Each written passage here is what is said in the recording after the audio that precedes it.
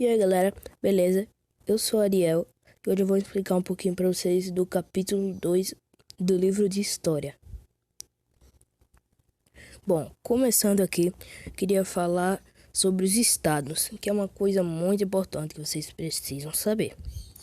Bom, o primeiro e o segundo estado eram muito privilegiados, não pagavam impostos, tinham coisas, só eles podiam ter acesso a coisas exclusivas.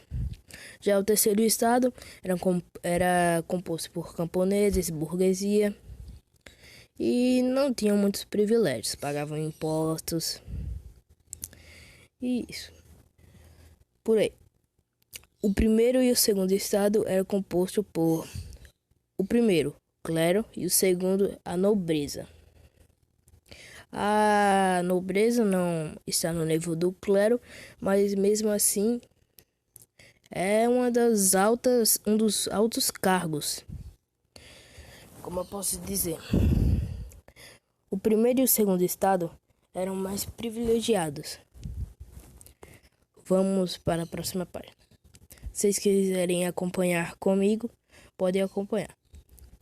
França do século XVIII e crise econômica. Na França do século XVIII, a maior parte da população vivia no campo. Podemos pensar disso que havia abundância de produtos que acontecia. Como vimos nessa época, as terras estavam concentradas nas mãos de poucos e a quantidade de impostos cobrados era alta. Ou seja, o primeiro e o segundo estado cobravam muito caro dos camponeses e da burguesia, o que tornava a produção de alimentos pequena e seus preços consequentemente altos. Outro fator que interferiu em uma produção agrícola menor durante o século foi o clima. Chuvas constantes, por exemplo, muitas delas de granizo, assolaram toda a França, fazendo com que até mesmo o estado passasse por dificuldades. Ou seja, o terceiro estado, que era composto por camponeses, trabalhadores rurais e a burguesia, passou dificuldades, porque como os camponeses iam trabalhar se o clima não ajudava? Tá entendendo? Vamos continuar. Essa crise agravou-se mais quando a França decidiu apoiar a guerra de independência das 13 colônias contra a Inglaterra.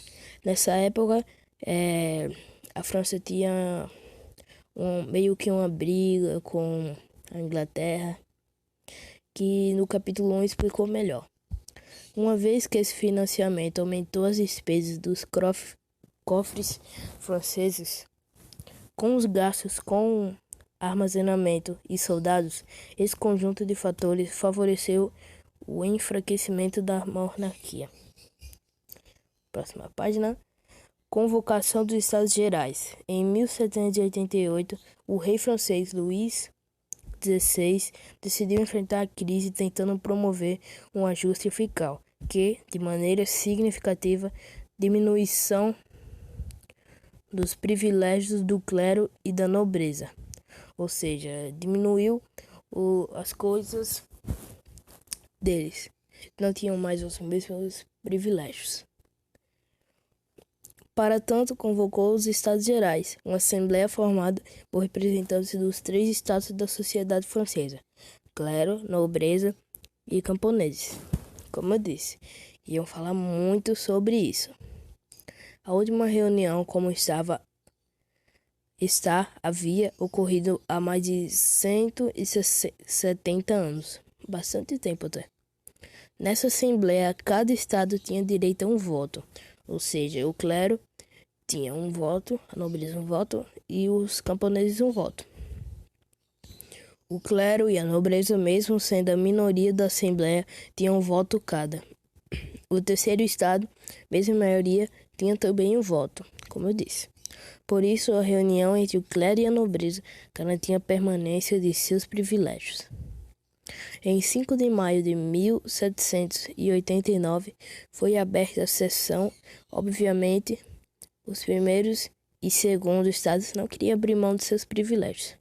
Como estava escrito ali no começo do texto, tiveram que abrir mão dos seus privilégios.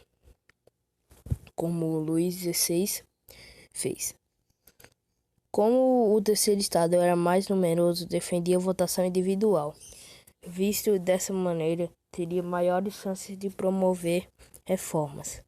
No início dos trabalhos da Assembleia, o rei Luís XVI, apoiado pela nobreza e pelo clero, decidiu o caráter deliberativo da Assembleia. A votação seguiria o rito estabelecido, um voto para cada estado. Como reação diante dessa decisão, os deputados que representavam o terceiro estado declararam que ficariam em Assembleia Nacional até que uma Constituição fosse estabelecida. Para que a reforma proposta fosse aprovada, Luís XVI ordenou que milhares de soldados franceses guardassem a Assembleia.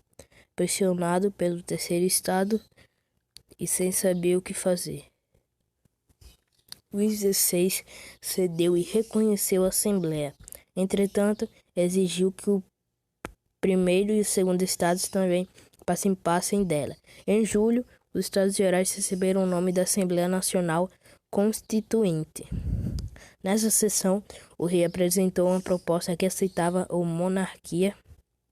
a monarquia constitucional, acabava com os privilégios fiscais dos primeiros e segundo estados, porém ainda e senhoriais e os privilégios honoríficos, que é relativo à honra, ao respeito. Vamos para a próxima página.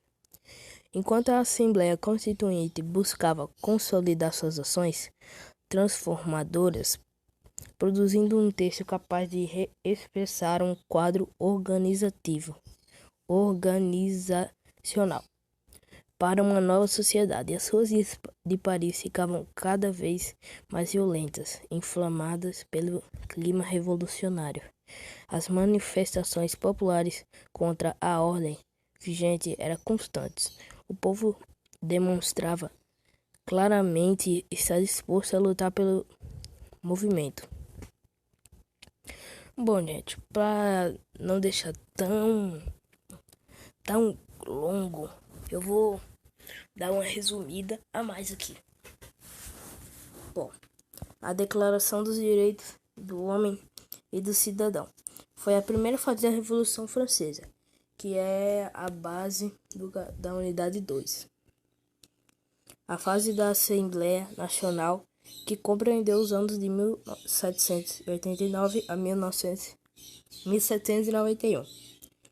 No ano de 1789, a Assembleia conseguiu destruir os privilégios da Igreja, pagamento de dízimo, e da nobreza, tributos pagos pelos camponeses. Ou seja, ela conseguiu abolir, ou seja, destruir os privilégios, que seriam o dízimo da Igreja Católica e algumas coisas a mais. Contudo, a principal reforma executada pela Assembleia foi a aprovação da Declaração dos Direitos do Homem e do Cidadão, que com essa reforma foi estabelecidas várias leis que ajudaram o terceiro, o segundo e o primeiro estado. Um exemplo dessas leis foi a que todo homem seria igual. Homens e mulheres têm os mesmos direitos e assim. Bom, em 1791, a Assembleia Nacional conseguiu aprovar uma Constituição que estabelecia as seguintes medidas: poder dividido em 3 instituições: legislativo, executivo e judiciário, que continua até hoje, conforme os preceitos do Barão de Montesquieu, que mostra na unidade 1. Governo nas mãos do monarca, porém com poder subordinado à Constituição. Voto de acordo com a renda, isto é, seria voto censitário. Escravidão mantida em colônias, como no Haiti. Adoção do liberalismo econômico em detrimento das restrições mercantilistas e feudais. Proibição das greves de associações de trabalhadores. Ou seja, eles não podiam fazer greves, como teve em tempos atrás a greve dos caminhoneiros. Esse tipo, que eles ficaram revoltados com alguma situação e não podia isso. Muitas das medidas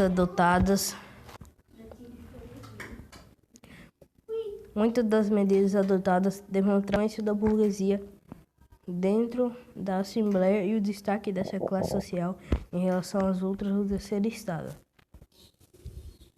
Gente, já era pra ter explicado isso no começo, mas eu tô um pouquinho gripado, então sempre que vocês perceberem que eu der uma pausa, eu falo porque eu tenho que suar no meu nariz, tá? Bom, vamos fazer uma brincadeira, né? Pra descontrair aqui. Fazer uma pergunta pra ver. Situação política da França. Eu vou resumir aqui e vocês vão botar aí nos comentários. É verdade quando, da mesma maneira, no Brasil, os partidos considerados de esquerda são os que ocupam cadeiras à esquerda da mesa diretora da Câmara dos Deputados e de direita que ocupam o lado oposto. Vocês acham que os partidos de direita são os que sentam à direita da Assembleia, nas cadeiras à direita, e o da esquerda são os que sentam à esquerda da cadeira da Assembleia? Vocês souberem aí, vocês não precisam explicar. Se quiserem, pode. Mas é só botar aí, verdade ou mito, tá bom? Bom, agora eu vou explicar os jacobinos, os girondinos, os cordeliers e a planície. Bom, os jacobinos, influenciados por Rousseau, defendiam as ideias iluministas de uma sociedade igual, ou seja, todos iguais. Durante o grupo era formado pela pequena burguesia e pela classe média de Paris, ou seja, da pequena burguesia, que era formada pelo terceiro estado, e pela classe média de Paris. Ficaram conhecidos como esquerda, pois ocupavam as cadeiras à esquerda da mesa diretora da Assembleia. Girondinos, com a maior parte do grupo, vinha de uma região francesa chamada Gironda. Receberam esse nome, eram republicanos moderados que basicamente representavam a burguesia direita, e eles ocupavam o lado direito da cadeira. Cordeliers, termo que significa franciscanos, em menção ao fato de seus membros se reunirem em um convento franciscano, ligados aos sans-culottes. Eram os mais radicais, defendiam mudanças mais profundas, como a reforma agrária e o fim da propriedade privada. Seus principais líderes foram Danton e Marat. Esse grupo era composto de deputados que agiam conforme seus interesses mais imediatos. Assim, apoiavam tanto os girondinos como os jacobinos, que são os girondinos da direita e os jacobinos da esquerda. Dependendo da situação, ocupavam o centro da Assembleia, por isso foram denominados como Partido de Centro. O nome tem origem em uma interpretação política conhecida como vacilante ou movediça. Bom, galera, agora eu vou falar sobre as consequências imediatas da Revolução. Logo após a Revolução, a França tomou a decisão de abolir ou destruir tudo que remetesse ao antigo regime, que é o iluminismo, que conta no capítulo passado, não gostava do antigo regime, era contra. Continuando, até mesmo algumas palavras foram substituídas. Entre outros exemplos estão as palavras advogado, que passou a ser homem das leis, e impostos, que passaram a ser chamados de contribuições.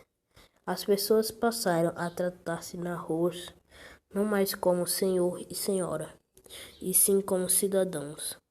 Além disso, Ruas, praças, parques e avenidas tiveram seus nomes trocados, como a Praça Luís XVI, que passou a ser chamada Praça da Revolução. Os veículos de divulgação das novas palavras foram os jornais, que eram dirigidos pelo clube político que difundiram na época. As mulheres que também combateram durante a Revolução Francesa passaram a ser presença constante nas reuniões da Assembleia Geral. Em 1791, a líder feminista Marie Gosgues publicou a Declaração dos Direitos da Mulher e da Cidadã. Todavia, foi guilhotinada em 1793. Deixa eu ver se eu consigo aqui. Pronto, a guilhotina é esse daqui, gente. Isso é a guilhotina. A pessoa botava a cabeça nesse buraco aqui e alguém puxava esse ferro que eu não preciso mais explicar, né? Acho que vocês já sabem. Bom, e como consequência as mulheres foram proibidas de assistir às sessões do parlamento. Mesmo assim, elas continuaram a lutar para exercer sua cidadania nos cafés, nos salões e na empresa. Ou seja, as mulheres queriam seus direitos e Marie Gouges publicou a Declaração dos Direitos da Mulher e da Cidadã, que era as leis que ajudavam as mulheres, né?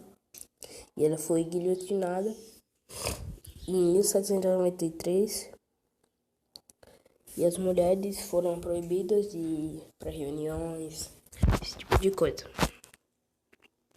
A Revolução Francesa também deixou como legado uma série de símbolos que mostravam a força da França, entre eles que simbolizava a liberdade, a bandeira tricolor e a Marselhesa. Os ideais da Revolução Francesa até hoje como lema liberdade, igualdade e fraternidade. Bom, gente, capítulo 2 acabou. Esse foi o resumo. E se vocês quiserem mais, eu posso fazer de outras matérias, mas provavelmente eu vou ficar em história mesmo. E espero que vocês tenham aprendido. Se não, se quiserem mais alguma explicação, explique mais alguma coisa, podem falar aí nos comentários que eu posso trazer outro vídeo falando de história. E agora eu posso falar sobre o capítulo 1. Boa tarde, boa noite, bom dia aí. Eu só tô falando aqui, só pode ver uma coisa. Eu expliquei de uma maneira que quem tá falando aqui é Leonardo, desculpa, e que Ariel apresentou de outra maneira.